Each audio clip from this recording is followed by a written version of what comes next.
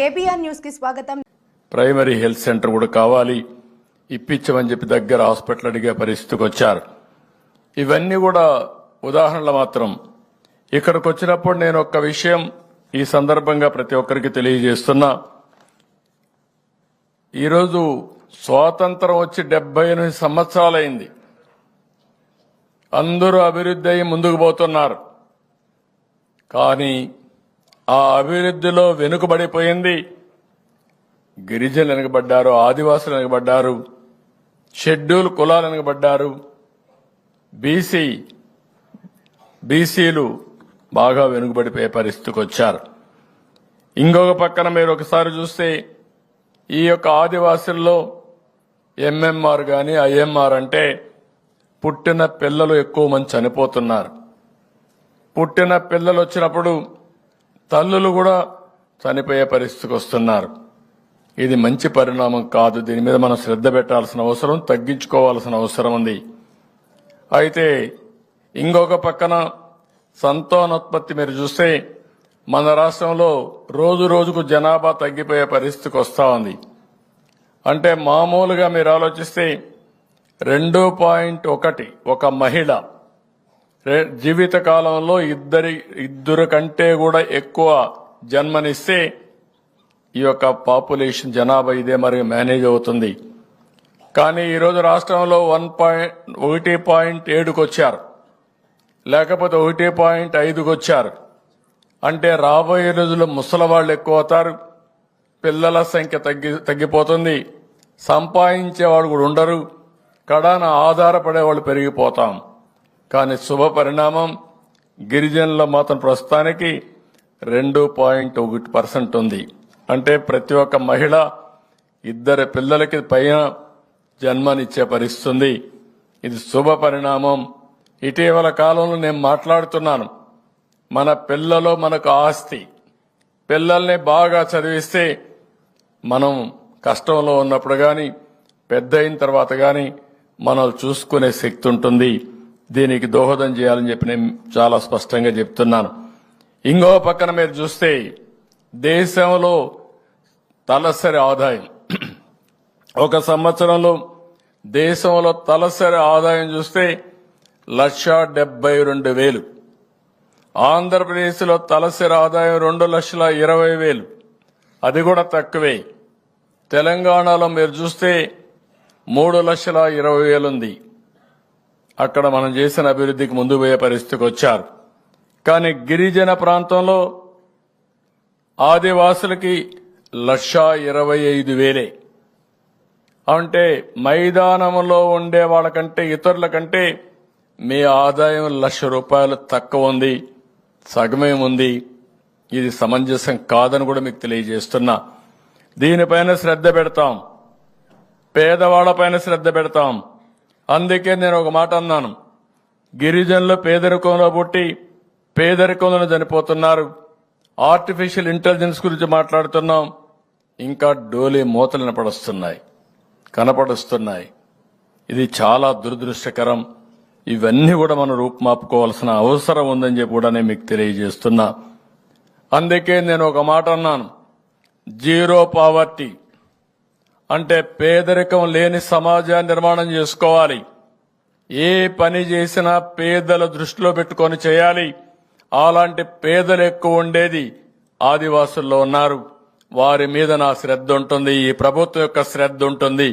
మిమ్మల్ని పైకి తీసుకొచ్చే వరకు, అన్ని విధాలు ఆదుకునే వరకు మీకు అండగా ఉంటామని కూడా మీకు అందరికీ తెలియజేస్తున్నా. ఒకసారి గతాన్ని కూడా మీరు ఒక్కసారి ఆలోచించుకుంటే తెలుగుదేశం పార్టీ హయాంలో 14-19లో 16 పథకాలు తీసుకొచ్చాం. దగ్గర 199 గురుకుల పాఠశాలలు తీసుకొచ్చాం. 2,705 విద్యా సంస్థలు ఏర్పాటు చేసుకుని అందులో 2,45,380 మంది విద్యార్థులు విద్యను అభ్యసిస్తున్నారు. ఒకప్పుడు గిరిజనుల్లో విద్య లేదనే ఉద్దేశంతో ఆ రోజు ఎన్టీ రామారావు గారు ఆలోచించి ఒకే మాట చెప్పారు, ఏ ఊర్లో స్కూల్ కావాలనో ఇచ్చిన ఘనత గురుకుల పాఠశాలని నామకరణం చేసి గురుకుల పాఠశాలలు పెట్టిన వ్యక్తి ఎన్టీఆర్. ఆ రోజు ఇంకొక మాట కూడా చెప్పాడు, గిరిజన ప్రాంతాలకి మైదానంలో పంపిస్తే వాళ్లకు న్యాయం జరగదు కాబట్టి అక్కడ చదువు తక్కువ ఉన్న టీచర్స్ ట్రైనింగ్ లేకపోయినా బీఈడీ లేకపోయినా ఉద్యోగాలు ఇద్దాం, తర్వాత టీచింగ్ చెప్తూ చదువు చెప్తూ డిగ్రీ ఇప్పించే ఏర్పాటు చేస్తామని చెప్పిన వ్యక్తి నందమూరి తారక రామారావు గారని చెప్పి మీకు తెలియజేస్తున్నా. అంటే స్కూల్స్ రావాలి, ఆదివాసులు చదువుకోవాలి, ఆ చదువు చెప్పే వాళ్ళు కూడా ఆదివాసులు ఉండాలనేది ఎన్టీ రామారావు గారి సంకల్పం. దానికి మేము కట్టుబడి ఉన్నామని చెప్పి కూడా నేను మీకు తెలియజేస్తున్నా. మీ పిల్లల విద్య కోసం 14-19లో 450 కోట్లు ఖర్చు చేస్తే ఫీజు రీఎంబర్స్మెంట్ కోసం ఈ ప్రభుత్వం వచ్చిన తర్వాత సగం తగ్గించేశారు. 260 కోట్లు పడిపోయే పరిస్థితి వచ్చింది. నేను ఒకటే ఆలోచించాను, గిరిజన పిల్లలు గిరిజనులు గాని కూలీలు గాని అటవీ ప్రాంతంలో మిగిలిపోకూడదని మిమ్మల్ని ఐఏఎస్ చేయాలి, ఐపీఎస్ చేయాలి, లేకపోతే ఐఐఎంలకు వెళ్ళాలి అనే ఉద్దేశంతో శ్రద్ధ పెట్టాం. దీనికి ప్రత్యేకమైనటువంటి ట్రైనింగ్ ఇచ్చాం. ఇంకో పక్కన చూస్తే సివిల్ సర్వీస్ పరీక్షల్లో విజయం సాధించాలని 13 కోట్ల రూపాయలు ఖర్చు పెట్టి దగ్గర 1000 మందికి ట్రైనింగ్ ఇచ్చాం. ఈ ప్రభుత్వం వస్తానే 3 లక్షలు ఖర్చు పెట్టి ఒకరికో ఇద్దరికో ముగ్గురికి ట్రైనింగ్ ఇచ్చే పరిస్థితికి వచ్చారు. అంటే గిరిజనుల్లో ప్రతిభ ఉంది, ప్రతిభని సానబెట్టి బయట తేవాల్సిన అవసరం ఉంది. అలాంటి కార్యక్రమాలు చేయడంలో పూర్తిగా ఫెయిల్ అయ్యే పరిస్థితికి వచ్చారు. మీరిక్కడే కాదు, అంబేద్కర్ ఓవర్సీస్ విద్యా విధానాన్ని పెట్టి గిరిజన పిల్లలకి 20 లక్షలు, ఆ ప్రాంతంలో 10 లక్షల డబ్బులిచ్చి విదేశాల్లో బెస్ట్ యూనివర్సిటీస్ పంపించాం. 55 మందిని పంపించి 7.5 కోట్ల రూపాయలు ఖర్చు పెట్టాం. వీళ్ళు వచ్చిన తర్వాత పేరు తీసేసి పథకాన్ని కూడా బొక్కబెట్టి కనీసం ఒక్కరికి మాత్రం ఇచ్చారు. అంటే ఏ విధంగా సబబో మనం ఆలోచించుకోవాల్సిన అవసరం ఉంది. ఇది కాకుండా మీరు చూస్తే ఆ రోజు ఇంకొక పక్క బెస్ట్ అవైలబుల్ స్కూల్స్ ఉన్నాయి, కార్పొరేట్ స్కూల్స్ ఉన్నాయి. గిరిజన పిల్లలు అక్కడ చదువుకోవాలి, అందరితో సమానంగా రాణించాలనే ఉద్దేశంతో పెడితే దాన్ని కూడా తీసేసే పరిస్థితికి వచ్చారు. ఇంకో పక్కన మీరు ఒకసారి చూస్తే ఎస్టీలకు ఆ రోజు గిరిపుత్రిక కింద నేను 9,222 మందికి 56 కోట్ల రూపాయల ఆర్థిక సహాయం చేశాం.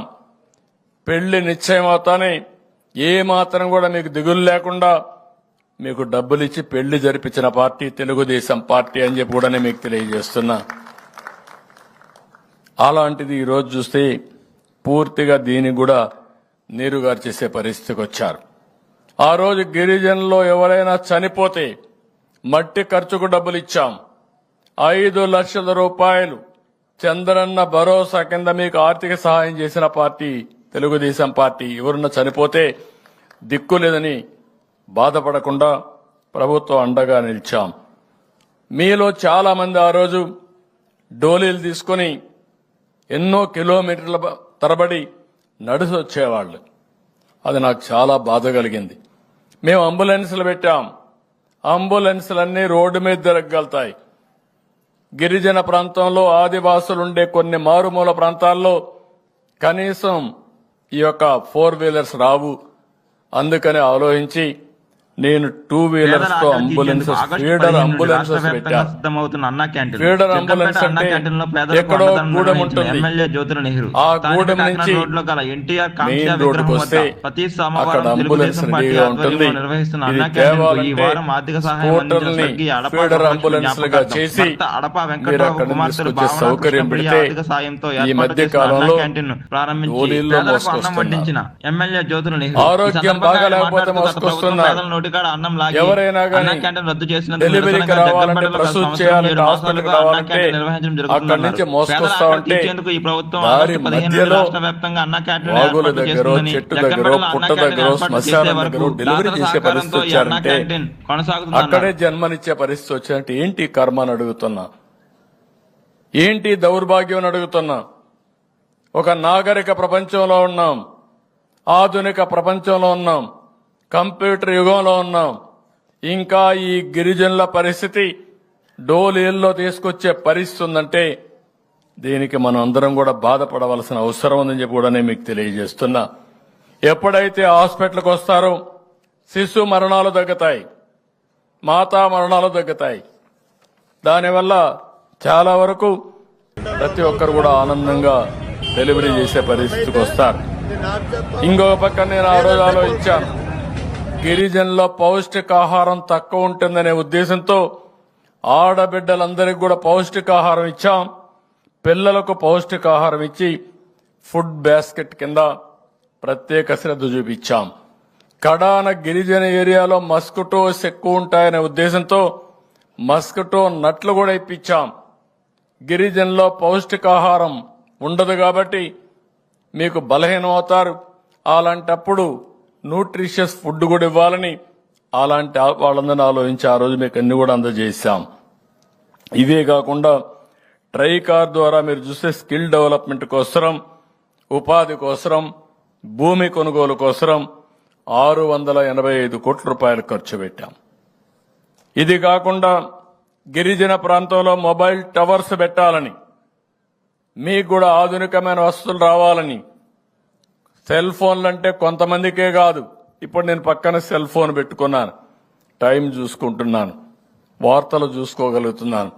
ఇలాంటి వసతి గ్రామీణ ప్రాంతాల్లో, మారుమూల ప్రాంతాల్లో ఉండే ఆదివాసులు కూడా రావాలని తెలుగుదేశం పార్టీ సంకల్పం. ప్రపంచంలో జరిగే విషయాలు ఆ రోజుకు ఆ రోజు మీరు తెలుసుకోవాలి. టెక్నాలజీ ద్వారా పేదరిక నిర్మూలన సాధ్యం. అలాంటి దానికోసం ఈ పెడితే దీన్ని కూడా దెబ్బతీసే పరిస్థితికి వచ్చారు. నేను ఆ రోజు మీ అందరికి ఉచిత కరెంట్ ఇచ్చాను. మండలం రామానుజపురంలో భార్య కత్తితో నరికి చంపిన భర్త నేపథ్యంలో రాజనాల సూర్యచంద్రం భార్య సాయిలక్ష్మి ఇంట్లో నుండి బయటకు వస్తుండగా మెడపై కత్తితో నరికి దారుణంగా అదుపులోకి తీసుకొని దర్యాప్తు చేస్తున్నారు. వీళ్లు లేటరైట్ పేరుతో మళ్లీ తవ్వకాలు కూడా ప్రవేశపెట్టే పరిస్థితికి వచ్చారు. ఏదేమైనా నేను ఒకటే మీ అందరికీ హామీ ఇస్తున్నా, నేను ఈ 5 ఏళ్లలో నిర్దిష్టమైన విధానాల ద్వారా గణనీయంగా పేదరిక నిర్మూలన, ఆదివాసుల్లో తెచ్చే బాధ్యత తెలుగుదేశం పార్టీ తీసుకుంటాం, ఎన్డీఏ తీసుకుంటాం కూడా హామీ ఇస్తున్నా.